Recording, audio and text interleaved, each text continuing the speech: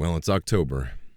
That beloved time when the leaves shrivel and brown, and icy winds pluck them from shivering tree limbs.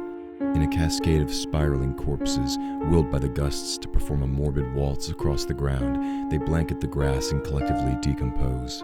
When we don heavier coats and slowly recede indoors, readying for the long winter that threatens to come at any moment, and enjoying our pumpkin-flavored coffees while our neighbors' Halloween spirit spills out onto their lawns with orange-colored signs, styrofoam graves, and plastic skeletons. Oh, and, when we also ignore stranger danger for the promise of sweets, wear sexed-up Kate and Humphrey costumes, and put up decorations we'll have to replace in less than a month anyway because Christmas overshadows every other holiday in existence. Honestly, I'm not a huge fan. When I was younger, sure, I saw kids getting sweets and laughing, and I tried to join in while I was still small and excitable, but, well, let's just say they all tried to look like monsters, and I tried to look like less of one. Neither of us did a very good job. But hey, why does that mean I can't try again? I'm as open-minded as an axe victim. Maybe I just need to try and get my Halloween spirit back again. And I think I know just the movie to do it. And it doesn't even suck. Just the opposite, in fact. So you remember how I said Darkness Falls made me afraid of, well, the dark? Well, there is another movie that scared the residual piss from my bladder every night, and with recurring bad dreams to boot. And it just so happens to star a talking Doberman with a speech impediment. Scooby-Doo. Specifically on Zombie Island. Since this dog needs no introduction and I'm excited as fuck, let's just get to the movie already. We open on a castle during a stormy night, and we see through the eyes of a monster who really hates doors. This particular door, though, happens to hide those meddling kids we all know and love. White bread, bookworm, your first erection, stoner joke, and job for a Scooby.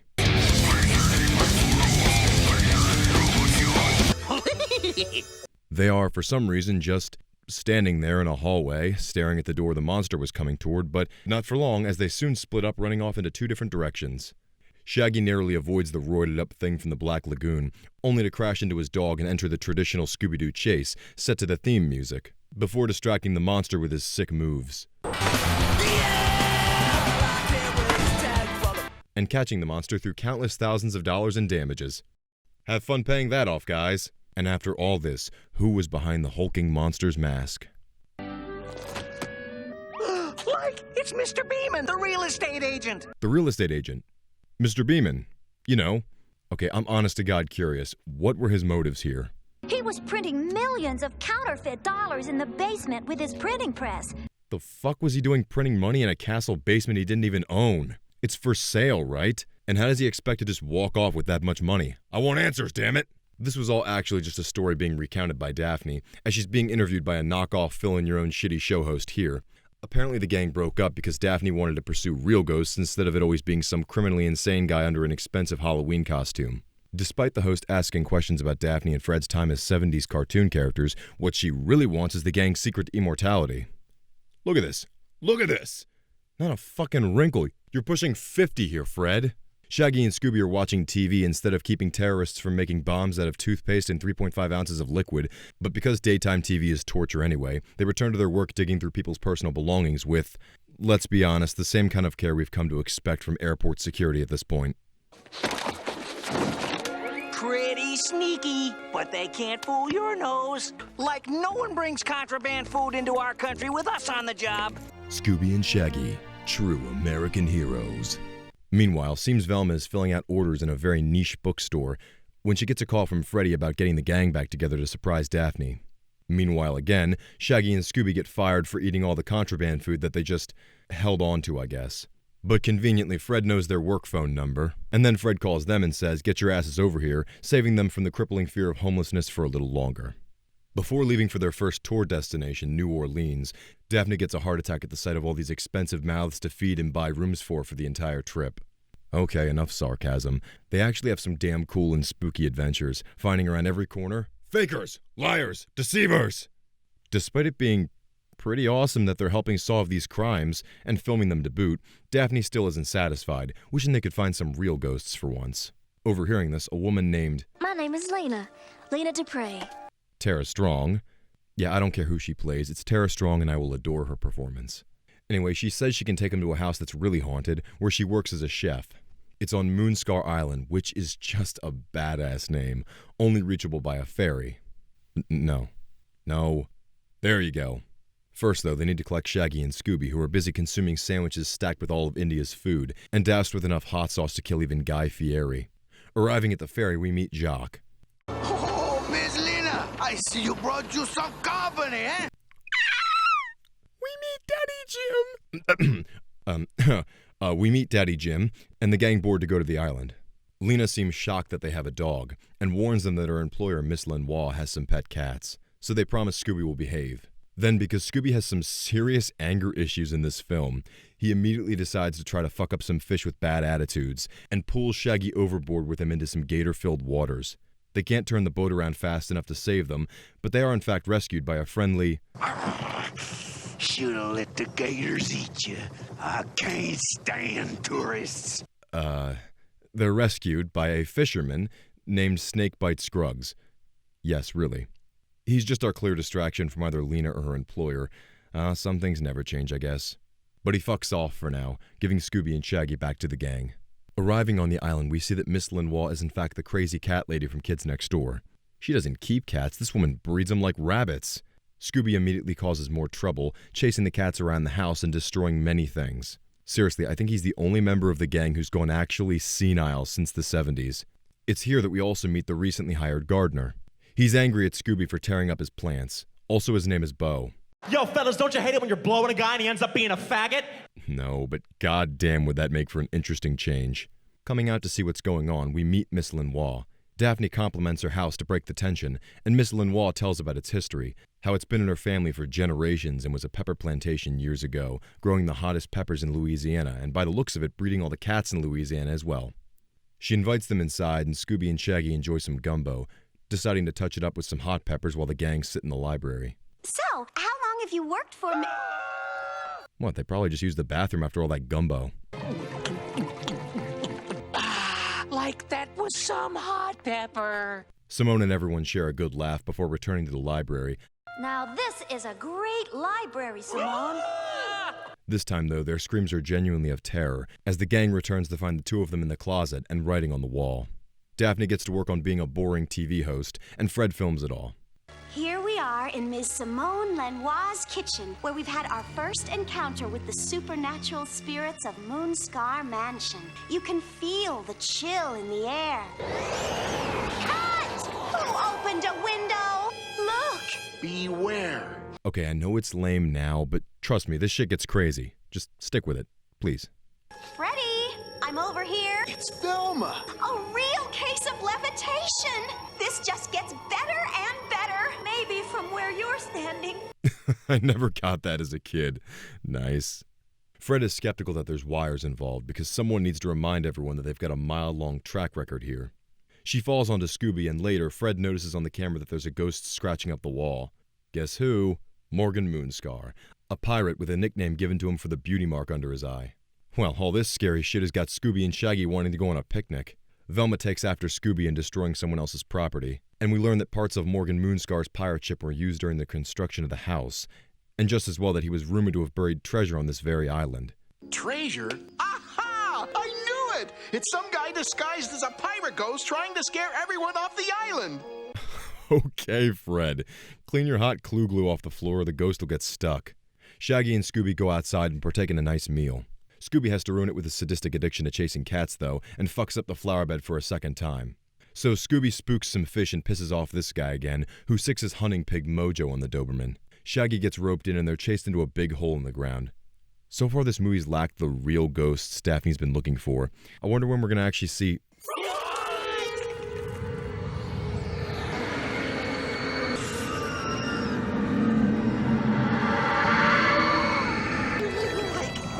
What's going on?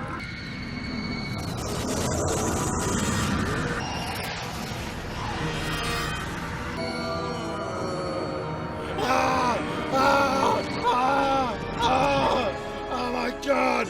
What is the fuck is that? Jesus fucking Christ, that's horrifying. That's honestly kind of disturbing looking. We'll come back to that, but... Ugh. Scoob and Shag bump into Bo on their way to change their pants, and the gang show up. They all go to investigate the hole in the ground where Moonscar gave us all our first nightmare, and find nothing. But wait, why is the hole so big? They question Bo, but he's pretty pissed off and uncooperative. Velma suspects him, Daphne wants to bone him, Fred wants to kill him. It's getting late anyway, so Simone offers for them all to stay the night in her home. While getting ready for dinner, Scooby... Demon! Scooby's possessed! Daphne, I found your next documentary. While trimming his almighty beard, this slave-owning motherfucker tells Shaggy to get away. Get away! Jesus, this is getting kind of spooky, for real. When everyone goes to investigate, they find the ghost gone, but the mirror has some kind of plate for a Civil War regiment. Simone tells them that there were barracks on this island at one point. Once again, because Scooby tries to kill cats, he and Shaggy are forced to eat out in the van while the gang is inside with Simone and Lena. Unfortunately, the cats still bother them, so Shaggy drives them away to eat somewhere more secluded. The two of them chow down a bit too hard on the hot peppers, and in desperation dive in and drink some of the disgusting swamp water. You'd think the scariest thing to come from this would be some horrible disease. But something way worse happens.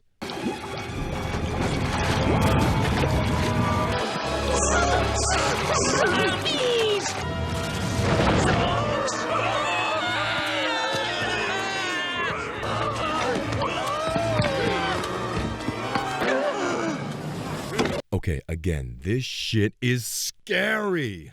Like, I'm still afraid of this scene and some later ones you're gonna see. This shit is so not your typical Scooby-Doo movie. I love it. So the zombies get them trapped in the mystery machine and Shaggy's Walking Dead instincts kick in as he tries to mow them down. Seriously, Shaggy, I'm on your team in End of the World. Unfortunately, the van gets stuck in the mud as the zombies enclose around them, and Shaggy and Scooby run for it, screaming like hell because who the fuck wouldn't be? Everyone hears Shaggy and Scooby, who they assume are in danger. They gear up and head out to find the two morons. Along the way, they bump into Bo, who tells them he hasn't seen Scooby or Shaggy, so they all decide to split up because, of course they do. Velma with Bo and Daphne and Fred as per usual. Then Bo tries to murder Velma for daring to be less attractive than Daphne.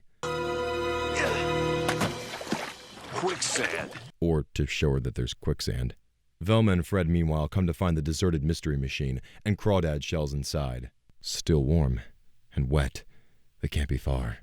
Oh, there they are! Zombie pirate! Zombie pirate! Ahoy, matey! Quarter-pound of cannon fodder in me, britches! The scary-looking fuck who was creeping on Daphne is knocked out for the moment. And after what seems like another one tries some more sly shit on Daphne's fine booty, Daphne pulls Shaggy from the bushes, and Scooby comes out from the underbrush himself. Alright, time to unmask this guy already. So who's behind it? Or, well, at least in on it. It's the gardener. No. It's the fisherman. It's the ferryman. Roll! Alright, any time now, guys. Fred, you gotta try harder than that. Oh, Jesus, fuck, Fred! This is in the movie! Whoa! Whoa!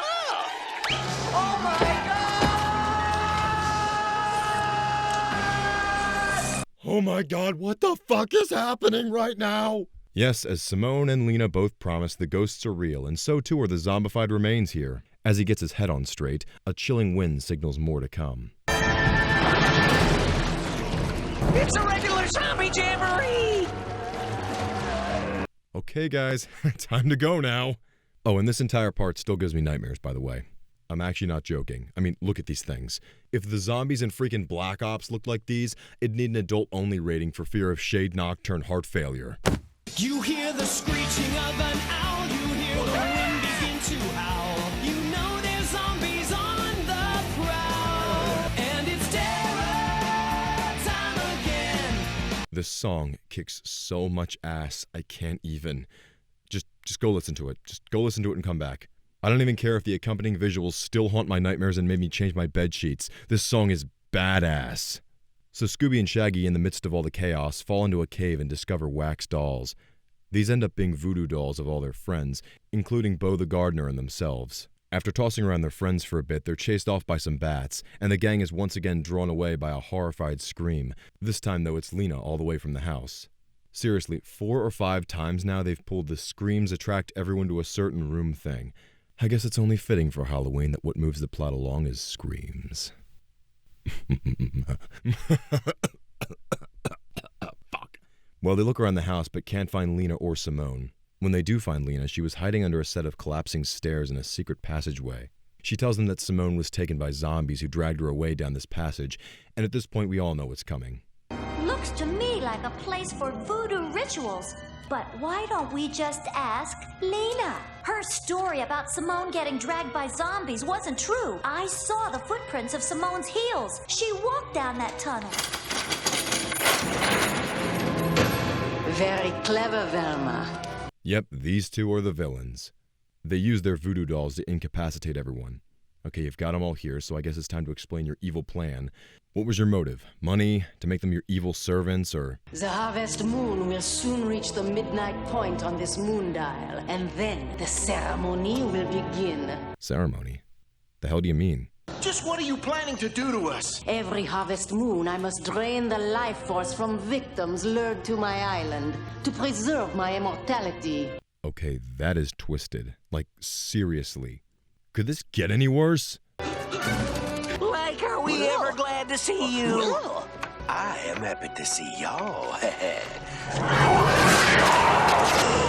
Holy shit, Jock's in on it? Okay, so immortal cat people are attacking the gang. Answers now, please? Morgan Moonscar. He was the cause of all of this. I was one of a group of settlers who made this island our home. We looked to our cat god for a bountiful harvest. He drove the islanders into the bayou. Oh my god. Your people were driven into water, killed by alligators, and then they prayed to actual cat gods, for cursed strength to slaughter those who took everything from them. And legit, you killed them all. You murdered people to preserve your immortality. You sucked those people's souls out, left their rotting husks to sink into the swamp, and now we learn that they're only trying to scare people away from your island before you drain them and suffer their fate. I mean, damn, looking back now, that's really messed up shit. Halloween enough for you yet, kiddies? So the zombies attack Jacques before he can do in Scooby and Shaggy, and the pair run off to interrupt the ceremony. I've had enough of that meddling dog!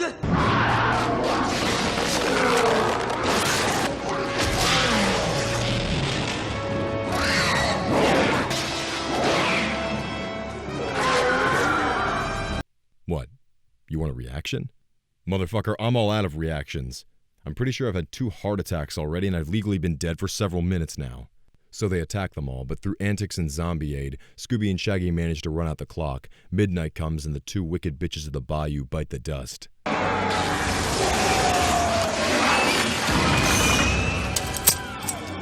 Fucking nice. The zombies' spirits are freed and the gang saves the day. Bo reveals he was a detective the whole time, trying to dig up evidence on the countless disappearances around the island.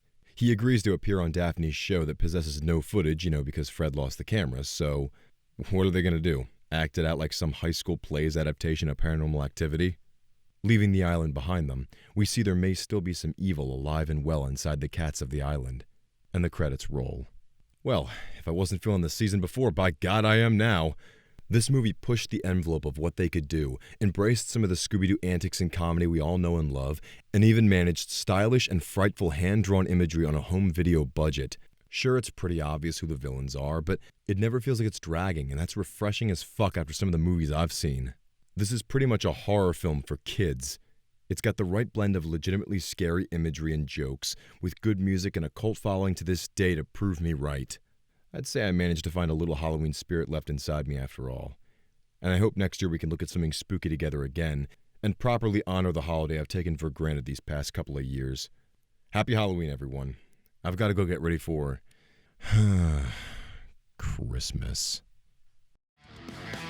Break my every bone, I will not crawl